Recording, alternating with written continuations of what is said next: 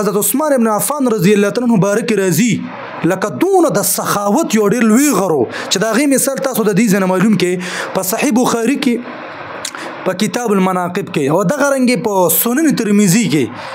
د حضرت عبدالرحمن بن خباب رضی الله تعالی عنہ روایت تغي وی چې نبی علیہ الصلوۃ والسلام د غزوه تبوک په موقع باندې یو خو د غزوه تبوک چې کومه دا جنگ شوی دی په دغه موقع باندې یاره مسلمانان ډیر دقات شکار شوي د مالی چې کوم معیشت خبره ده کنه رزق خوالي سره دقات شکار شوي نو نبی علیہ السلام ډیر ترغیب چلولی و چې تاسو دا صحابه راولګئ او امداد وکړئ نو د غزوه تبوک په موقع باندې نبی علیہ الصلوۃ والسلام ترغیب وچلو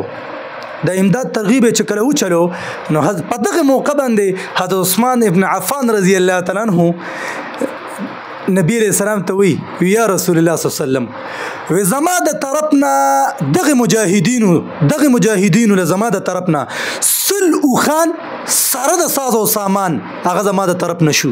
یعنی مطلب دا چې زه په دغه جهاد کې زه دغه مجاهدینو د پاره سل اوخان هغه ورکوم د الله په لاره کې او سره د سامان او دا یاد ساتئ په هغه وخت کې اوخ داسې حیثیت لرو کنه لکه چې په دې زمانه کې پراړو څه د خیال دی ورده هغه زمانه کې اوخان ډیر ګرانو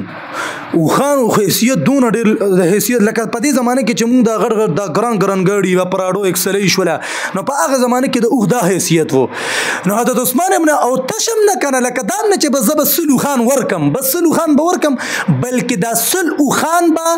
سره د سامانه یعنی د مجاهد د پاره چې په جنگ کې کم سامان پکار وي یعنی مطلب دا دی چې د اوخ سره به هغه پوره سامان وي باقاعده ده بس صرف مجاهد به ول درکار وي مجاهد به ول صرف پکار وي نو نبی علیہ السلام ته عرض کی یا رسول الله زما د طرف نه سل اوخان سره د سامان جی هغه شو نو چې کله دا خبر وکړه کنه نو دا نه بعد د بیا فورن حضرت عثمان بن عفان رضی الله تعالی عنہ وی جی وی زما د طرف نه سل نور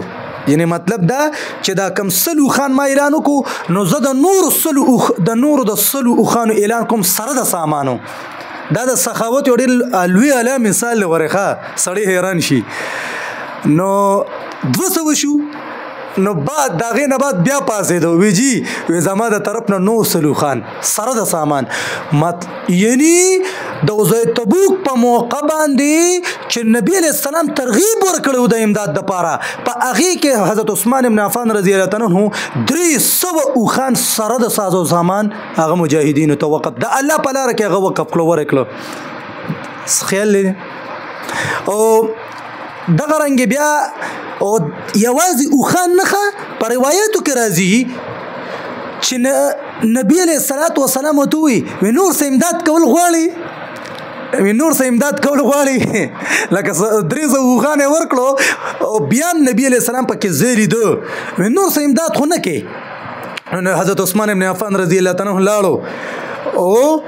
دا جولې نه ده دا د روایتو کې تعداد دام راځي چې 1000 دینار هغه چې دی د ینه ډکه جولې چې دی نبی علیہ الصلوۃ والسلام مه ته ینه هغه واچوله او تاسو دا معلومه چې دا دینار نه دا د سرو زرو ډبل روپې ته وای دا ځاخوا دی خو رقم نه دی غره تاسو په دې لک سوچ کې دینار د سرو زرو ډبل روپې ته ویل کېږي او حضرت عثمان ابن عفان رضی الله تعالی عنہ دغه موقع باندې نور امداد سره د 300 خانو دا وکړو چې ډکه جولې د دینارو او د دراهمو چې د غرور د سرو زرو د ډبل روپو هغه ډکه د نبی علیہ السلام مه ته چې دغه حاضر کړه نو روایت کې راځي چې سنن ترمذی کې تقریبا مسند احمد کې چې وی نبی علیہ الصلوۃ والسلام وی هغه جولې کې داس لاس وخو دا لاس به داسې وخو داسې نو خامخا ته چې ډبل روپې د سرو زرو کنو سیک نو خامخا کلنګار خو بکی نو داسې به اوچتول داسې به کلنګار به توباسو او نبی علیہ السلام او فرمایل وی دنن نبات کو حضرت عثمان یعنی عثمان یادې وی کو دنن نبات حضرت عثمان رضی الله تعالی عنہ هیڅ یو د نیکه عملونه کی کنه نو وی د جنت تطلو د پاره ولا بس دا کافی ده پر روایتو کې دا راځي دونه په هغه باندې د سخاوت ختمه وه، دونه سخي انسان